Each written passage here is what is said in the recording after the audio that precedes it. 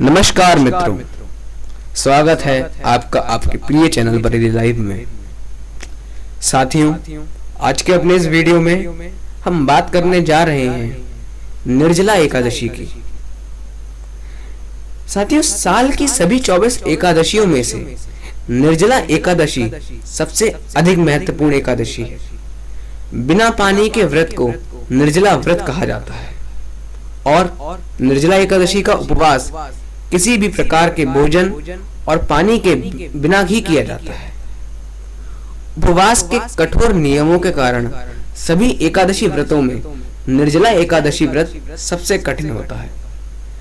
निर्जला एकादशी व्रत को करते समय श्रद्धालु लोग भोजन नहीं करते और साथ ही साथ जल का भी ग्रहण नहीं करते। अब साथियों, आइए जानते हैं कि निर्जला एकादशी करने से क्या लाभ है।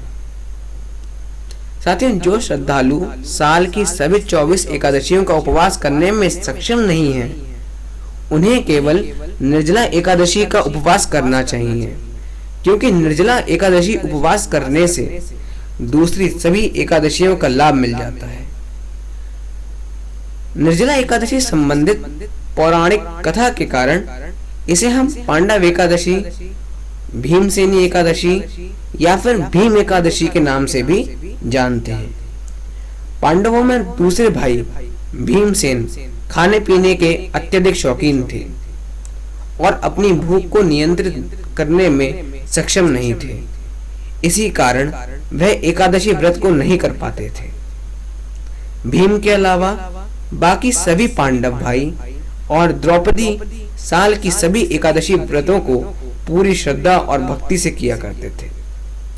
भीमसेन अपनी इस लाचारी और कमजोरी को लेकर अत्यंत ही परेशान थे। भीमसेन को लगता था कि वह एकादशी व्रत ना करके भगवान विष्णु का अनादर कर रहे हैं। इस दुविधा से उबरने के लिए भीमसेन महर्षि व्यास के पास गए। तब महर्षि व्यास ने भीमसेन को साल में एक बार निर्जला एकादशी करने को कहा,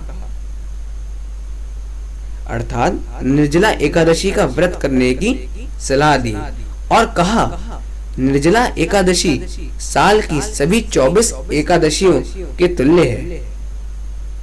इसी पौराणिक कथा के बाद निर्जला एकादशी भीमसेनी एकादशी और पांडव एकादशी के नाम से भी प्रसिद्ध हो गई। साथियों, आइए अब हम जानते हैं यह कब पड़ती है। साथियों, निर्जला एकादशी का व्रत ज्येष्ठ माह में शुक्ल पक्ष के दौरान किया जाता है। अंग्रेजी कैलेंडर के अनुसार बात करें तो मित्रों, यह निर्जला एकादशी का व्रत मई अथवा जून के महीने में होता है। साधारणतः निर्जला एकादशी का व्रत गंगा दशहरा के अगले दिन पड़ता है, परंतु कभी कभी साल में ऐसा भी होता है कि गंगा दशहरा और निर्जला एकादशी दोनों एक ही दिन पड़ जाते हैं। एकादशी के व्रत को समाप्त करने को पारण कहते हैं। एकादशी व्रत के अगले दिन सूर्योदय के बाद पारण किया जाता है। एकादशी व्रत का पारण द्वादशी तिथि समाप्त होने से पहले करना अति आवश्यक है मित्रों। यदि द्वादशी तिथि सूर्योदय से पहले समाप्त हो गई तो एकादशी व्रत का पारण सूर्योदय के बाद ही होता है। द्वादशी तिथि के भीतर पारण ना करना पाप के समान होता है मित्रों। एकादशी व्रत का पारण हरिवासर के दौरान भी नहीं करना चाहिए। जो श्रद्धालु व्रत कर रहे हैं, उन्हें व्रत तोड़ने से पहले हरिवासर समाप्त होने की प्रतीक्षा करनी चाहिए। साथियों, हरिवासर द्वादशी तिथि की पहली 1/4 अवधि है। व्रत तोड़ने के लिए सबसे उपयुक्त समय प्रातःकाल होता है। व्रत करने वाले श्रद्धालुओं को मध्याह्न के दौरान व्रत तोड़ने से बचना चाहिए। कुछ कारणों की वजह से अगर कोई प्रातः काल पारण करने में सक्षम नहीं है, तो उसे मध्याह्न के बाद पारण करना चाहिए। कभी कभी एकादशी व्रत लगातार 2 दिन के लिए हो जाता है। जब एकादशी व्रत 2 दिन का होता है तब समर्थ परिवारजनों को पहले दिन एकादशी व्रत करना चाहिए।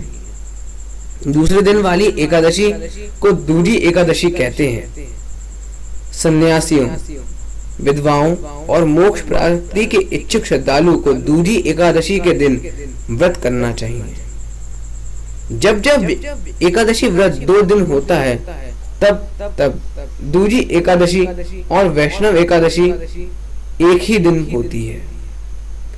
विष्णु भगवान का प्यार और स्नेह के इच्छुक परम भक्तों को दोनों दिन एकादशी व्रत करने की सलाह दी जाती है। तो मित्रों, ये था हमारा वीडियो निर्जला एकादशी के बारे में। यह वीडियो यहाँ पे समाप्त होता है। यदि आपको हमारा वीडियो पसंद आया हो तो हमारे इस वीडियो को लाइक करें, शेयर करें और हमारे चैनल को सब्सक्राइब करें।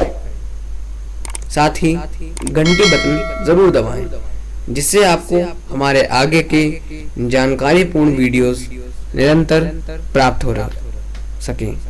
धन्यवाद मित्रों। Thanks for watching.